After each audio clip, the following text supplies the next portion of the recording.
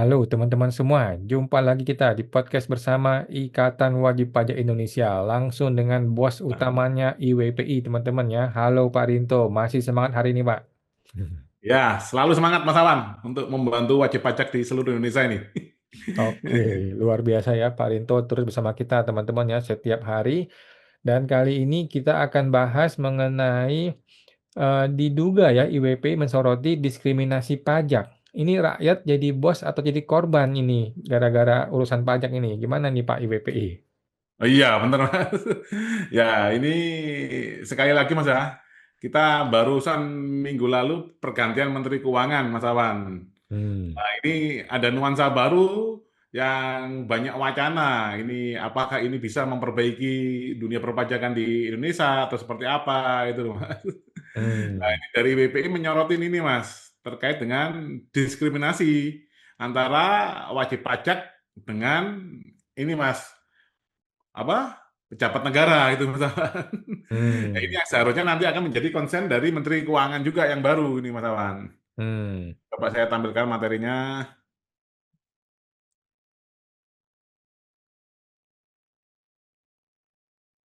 Udah masuk apa belum Mas ini Mas? Sudah, Udah. Ya ini Mas, diskriminasi diskriminasi pajak pajak. ya rakyat jadi bos atau korban. Nah, Hmm. nah ini pasal 1 ayat 2 Mas. Kembali lagi yang saya ingatkan pada teman-teman pemirsa pajak smart dan seluruh pemerhati dunia perpajakan di Indonesia bahwa pasal 1 ayat 2 inilah adalah menyatakan secara tegas dan jelas bahwa kedaulatan berada di tangan rakyat yang dilaksanakan menurut Undang-Undang Dasar. Hmm. Jadi kalau ada upaya pemerasan oleh oknum-oknum pemeriksa pajak dan lain-lain, itu teman-teman sekalian bisa pakai pasal ini. Ini karena di Undang-Undang Dasar ini paling atas setelah bentuk negara. Jadi pasal 1 ayat 1 bentuk negara adalah Republik, Mas Awan. Nah, Hmm. padahal kalau di pembukaan juga, Mas, tujuannya negara adalah harus melindungi segenap bangsa Indonesia, Mas, dan mewujudkan kesejahteraan dan keadilan seluruh rakyat Indonesia. Itu Hmm. di pembukaan. Di pasal 1 ayat 2-nya ini yang paling penting adalah kedaulatan di tangan rakyat. Yang ini artinya apa, Mas? Bahwa selain rakyat itu adalah karyawan rakyat atau pegawai rakyat, Mas Awan. Oke. Lain, nah, artinya rakyat adalah bos dalam negara kesatuan Republik Indonesia. Itu tertuang di NKRI ini bentuk negara itu pasal 1 ayat 1, Mas Awan. Hmm. Penyelenggara negara hanyalah pelayan atau karyawan rakyat yang harus tunduk pada kepentingan rakyat. Kepentingan rakyat apa, Mas? Namanya kita bernegara, kepentingan rakyat adalah terwujudnya kesejahteraan dan keadilan sosial.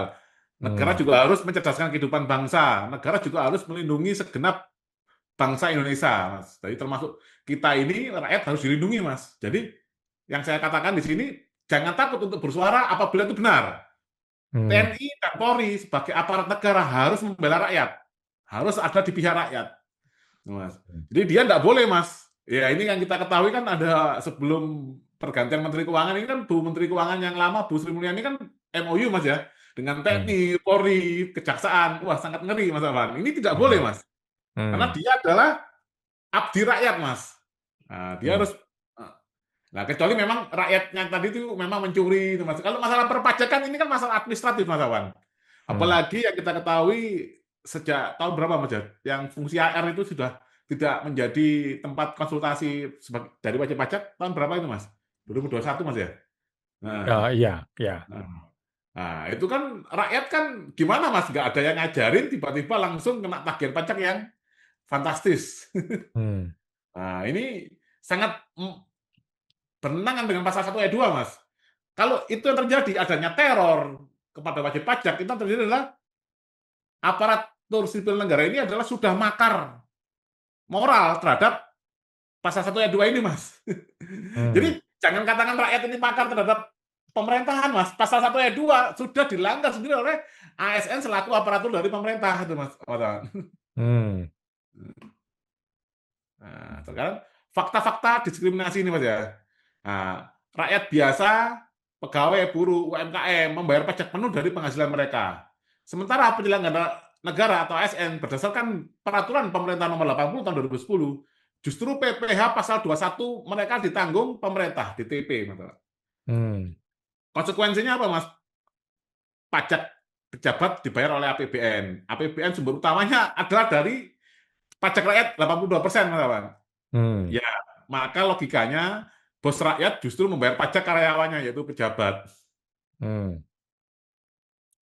Ya, ironi dalam sistem republik. Republik pemerintahan dari rakyat, oleh rakyat, dan untuk rakyat. Namun prakteknya rakyat dipaksa taat, diawasi, ditindak bila lalai bayar pajak. Bahkan dendanya kita tahu Mas ya. Yang kasus perusahaan saya itu kan tahun 2019 pemeriksaannya Mas, itu dendanya sampai 2% kali 24 bulan Mas, 48%. Belum lagi Hmm. kalau upaya hukum. Kalau Hmm. sampai ke tingkat banding kalah itu dendanya ditambah lagi 60%. Tapi kalau fiskus yang salah, tidak ada apapun. Sanksi etik dan apapun itu tidak sangat terbuka, tidak transparan, Mas Awan. Hmm. Pejabat difasilitasi, dibebaskan, bahkan diproteksi. Nah, terjadi inversi relasi kuasa. Pelayan negara lebih nyaman daripada pemilik negara. Jadi ini Hmm. ibarat kita rumah, Mas, ya. Kita punya asisten rumah tangga, pembantu rumah tangga yang dikepalai oleh presiden beserta staf-stafnya menteri dan ASN itu. Nah, itu lebih nyaman hidupnya daripada kita pemilik rumahnya, Mas. Oke. Nah, kita disuruh menghitung-hitung sendiri, bayar-bayar sendiri, store sendiri. Nah, mereka malah semuanya final atau enggak ditanggung pemerintah, Mas Awan. Hmm. Dan tidak ada yang mengaudit, Mas. Sekarang siapa yang mengaudit Dirjen Pajak, Mas? Dan seluruh Hmm. pegawainya? Tidak ada, Mas Awan. Hmm. Misalkan pun ada yang dikasih kewenangan mengaudit Komisi 11 Hmm. misalkan. Apa nggak diketawain, Mas? Lo bisa apa tentang pajak kan gitu, Mas? Hmm. Nah, dampak ketidakadilan pajak, moral publik runtuh, rakyat merasa diperlakukan tidak adil. Kepercayaan pada institusi pajak turun, kepatuhan sukarela melemah. Nah, Hmm. potensi konflik sosial, protes demo, bahkan penolakan bayar pajak. Ini yang terjadi beberapa waktu yang lalu, Mas ya. Dan juga dicontohkan juga di negara Nepal, Mas. Itu bahkan Hmm. demonya sampai Menteri Keuangannya sampai ini, Mas ya. Mohon maaf, dilepas sih pakaiannya sama pendemonya, Mas. Dan seluruh anggota DPR maupun menterinya, Mas. Sampai dikejar-kejar, sampai jatuh ke sungai. Nah, Hmm. itu rakyat sudah saking muaknya dengan pajak yang sangat mencekik, Mas. Pajak Hmm. mencekik, lapangan kerja susah, pelayanan publik sangat buruk sekali. Hmm. Contohnya sekarang Mas Awan ya, ini saya sendiri Mas ya, mau mendirikan gudang. Kita dulu namanya izinnya itu izin mendirikan bangunan INB Mas ya. Sekarang namanya ganti namanya PBG. Persetujuan bangunan gedung itu kalau ngurus sendiri Mas, kalau tidak pakai makelar, saya pastikan sudah nggak mungkin selesai-selesai Mas, 1-2 tahun Mas. Oke.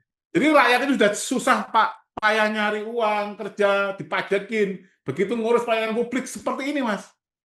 Nah, ini akhirnya mengikis legitimasi negara. Rakyat kehilangan rasa memiliki terhadap kebijakan fiskal. Mas. Karena Hmm. sebenarnya ini yang sangat ini Mas ya, sebenarnya negara ini sebenarnya kan berbisnis Mas terhadap rakyat Mas. Ini Hmm. yang penyelenggara negara paham, kadang nggak paham Mas. Mereka itu berbisnis sama kita Mas. Hmm. Bisnisnya mereka apa? Mereka tuh jual pelayanan Mas sebenarnya Mas. Makanya kita beli dengan bayar pajak gitu Mas. Nah, kalau Hmm. pelayanannya buruk, ini sama saja dengan perusahaan yang udah nggak ini Mas ya, kalau di ISO International Standard Organization, goalnya itu adalah kepuasan pelanggan. Nah ini pelanggannya kan nggak puas Mas. Mana ada kita dapat kepuasan? Kita kalau dizolimin oknum petugas pajak, kita gugat di pengadilan negeri, pengadilan pajak, PT UN, ke Hmm. KY, Komisi Informasi Pusat, itu semuanya hampir menemui jalan buntu Mas. Ke Hmm. Ombudsman, ke Kompasjak, Hmm. nggak ada Mas solusi itu Mas. Nah, Hmm. hmm. Ya, itu yang benar sering dikatakan, kalau tidak terima kamu kan bisa melakukan upaya hukum. Ya, tapi melakukan upaya hukum dibuntu semua, Mas. Hmm. Oke. Nah, ini pajak harus dikelola dengan asas keadilan, transparansi, dan akuntabilitas. Hentikan diskriminasi. Semua warga, termasuk pejabat negara, harus menanggung pajaknya sendiri. Rakyat perlu didengar, penyelenggara negara wajib kembali pada fungsi utama, yaitu melayani rakyat, bukan memanfaatkan rakyat. Karena gini, Mas Awan, kalau pejabat negara tidak pernah merasakan begitu rumitnya melakukan administrasi perpajakan, baik lapor, setor, dan menghitung sendiri, itu tidak akan punya empati, Mas. Jadi dia pajak ini rumit ini dia nggak percaya, Mas. So, dia memang nggak pernah merasakan, Mas. Oke. Dan tidak pernah merasakan dapat SP2, Mas, surat perintah pemeriksaan dan Hmm. mungkin SP2D kan juga nggak ada, Mas, khusus bagi mereka, Mas. Hmm. Nah, ini diskriminasi perpajakan antara rakyat dan pejabat adalah ironi besar bagi sebuah republik. Mari tegakkan kembali prinsip dasar rakyat adalah bos, pejabat adalah pelayan. Ini pasal 1 ayat 2 tadi yang di atas, Mas ya. Reformasi pajak bukan sekedar soal angka, tapi soal kedaulatan rakyat sebagaimana amanat Undang-Undang Dasar 1945 yang pasal 1 ayat 2. Ya. Hmm. Sekian Mas Awan mungkin. Oke, luar biasa ya. IWP betul-betul mencermati diskriminasi pajak ya.